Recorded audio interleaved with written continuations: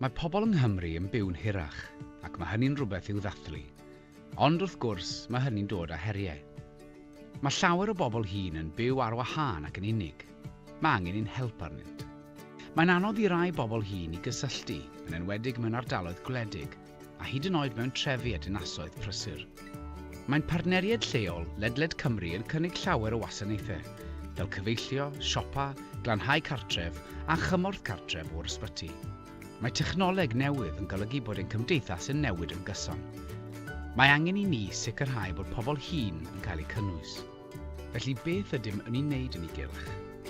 Wel, mae Age Cymru yn gwneud gwahaniaeth mewn pob math o ffyrdd. Rydym wedi bod yn rhoi llais i bobl hŷn Ledled Cymru am fwy na 60 mlynedd.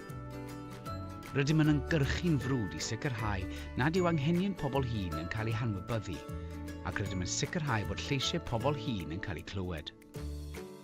Rydym wedi helpu nifer o bobl hŷn i hawlio miliynau o bunnoedd mewn budd daliadau na fyddent wedi eu hawlio fel arall. Mae miloedd o bobl yng Nghymru yn dewis ni i ddarparu hyswiriant, cyflustodau a chynhyrchion symudedd. Mae'n bwysig cadw'n brysur wrth i ni fynd yn hŷn. Mae Age Cymru yn cynnal rhaglenni sy'n helpu pobl hŷn i aros yn iach, yn feddyliol ac yn gorfforol. Rydym yn gweithio gyda chartrefi gofal i wella ansawdd bywyd i rai sy'n byw, ymweld a gweithio ym maes gofal preswyl. Rydym yn cynnal gwyl gelfyddydol Ledled Cymru i ddathlu creadigrwydd pobl hŷn. Rydym yn dibynnu ar gyfraniadau gwirfoddol, boed hynny yn godi arian, ein siopa neu gymryd rhan mewn digwyddiad.